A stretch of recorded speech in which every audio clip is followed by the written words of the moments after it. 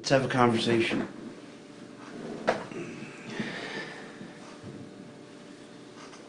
What?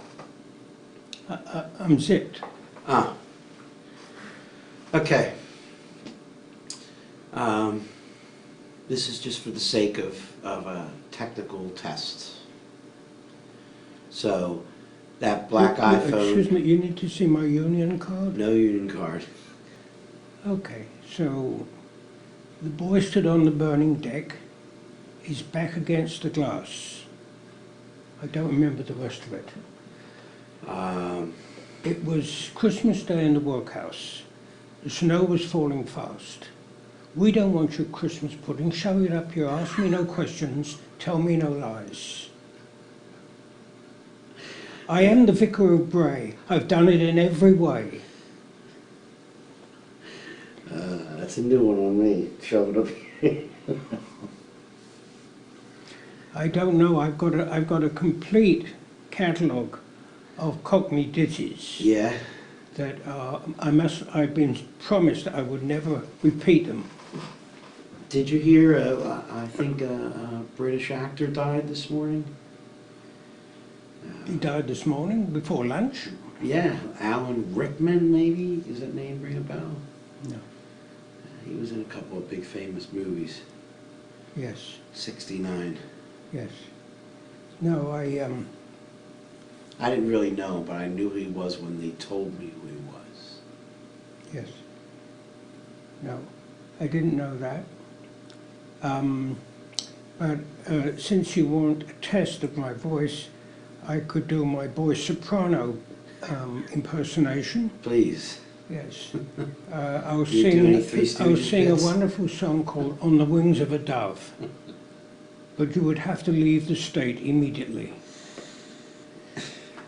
Did you watch the Three Stooges? Was that entertainment to you, or were they later than you? No, I remember the Three Stooges. Yes, I remember them as a quite young person. Yeah. But they were completely overtaken, for me, by the Marx Brothers. Sure. That were much more Hamish, Yeah. much more Yeah. gefilte fish. And Yeah. so that they had immediate recognition. The others, I thought they were sort of depended on physical slapstick, and that really, no, it didn't quite click. I was thinking about Benny Hill, Yes. right, the other day, and how incompletely inappropriate his entire comedic outlook would be today. Well, it'd be dated. I mean, the old perv. You know, like Yes. it's almost taboo to even mention it these days. You know. But I think there's still people, particularly in this country, who would be shocked at Yeah. some of the things that Yeah. Benny Hill said and did. It was funny. He was a funny guy. I mean, it was amazing that in those days, without mentioning the word gay, or with that whole homosexual thing even being in the popular vocabulary, this Right. man was acting out Yes. in the most crude way. I'm surprised when people have told me about Benny Hill here. I thought that he was, in a way, rooted very much in British music hall. He pretty much is. It was not a major phenomenon here. Monty Python, even on a certain level, at least as far as I was concerned, wasn't a major thing. No. It was like the Channel 12 crowd. You know what I mean? At certain points, public television used to play some BBC shows. Yes. So a lot of the intellectuals, kids who were watching, you know, got hooked on a couple of shows like Monty Python, Benny Hill. Well, I The think Young Ones was another show. the Python thing, and which is really rooted out of the Goons, which was the original. Yeah, that's a little. That's before me. Yes. Right. But all of that comes out of university-educated people. There's nothing from the street in any of that. Right. All of that is pure theatre, which has been pushed over the top. And the reason it was pushed over the top is because theatre after the war in London was still depending on drawing room comedies and drawing room dramas and reenactment of Oscar Wilde plays and so on. And this crowd, because they were so bright and so brilliant and their minds were so absolutely wonderful, they pushed them over the edge. And so they ridiculed all the manifestations of the upper class by dressing them up as charwomen and making them... I think whilst a lot of people reference Python, I think you really have to know the underlying... It's not, for me, you know, that was my introduction to British comedy, that and the show he did after that, Fawlty Towers. That was another one that was on Channel 12 here in the States, you know, on public television. Yes. And some people watched it. Yeah. I once dated a girl, and I came out with a Fawlty Towers reference, and I could not believe that she came right back with the right answer, you know. Right. She said, well, I was from Barcelona. I was talking, I was talking to a friend the other day about the class signals that the British understand amongst themselves, and that if you were anywhere except from the UK, you wouldn't even know what it meant. Right. For instance, looking at your watch, that twist of the wrist, that is a middle class manifestation. The handkerchief pushed up the sleeve, the tightening of the knot in a particular way, or the straightening of the waistcoat, the way that one handles a walking stick. Charlotte can't understand the way that I use a walking stick, and it's not a matter. I'm not acting out. It's just that's the way I always understood. That's the way I use a walking stick. But you have to really know the vocabulary. You have to know the visual signals for a lot of this stuff. I had a partner years ago who was a Battle of Britain pilot, and he never grew out of it. Wherever he went, he was doing the Battle of Britain pilot.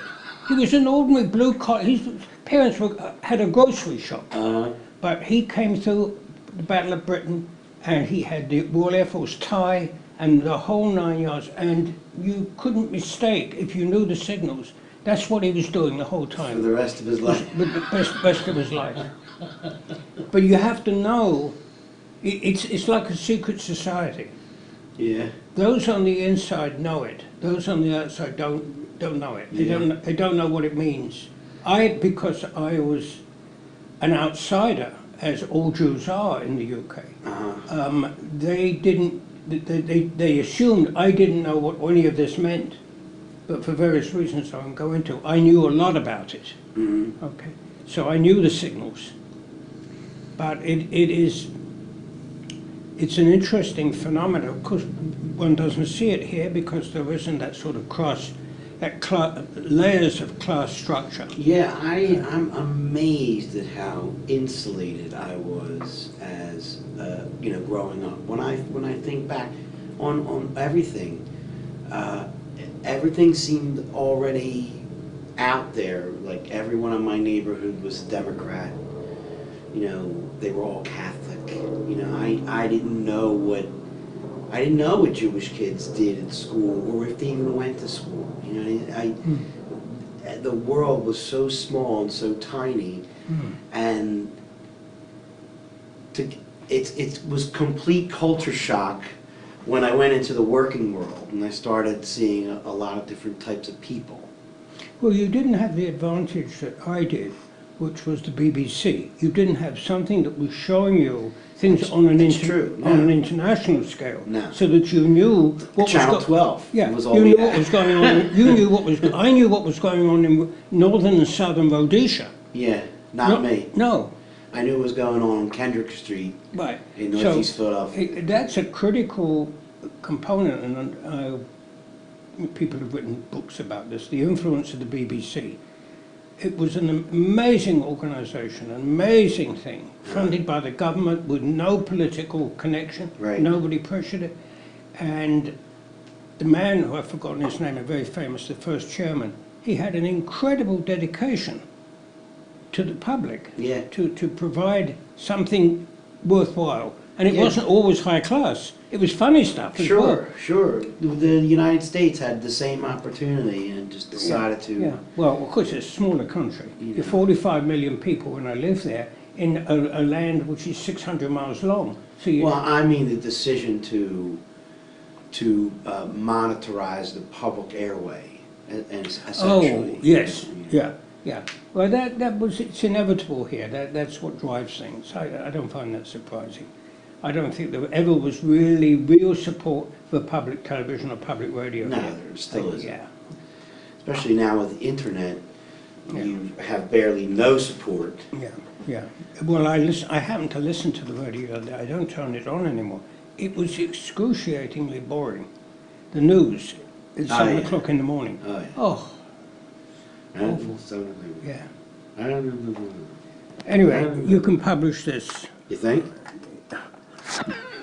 I'm going to give it back to you, and you can keep it with your archives.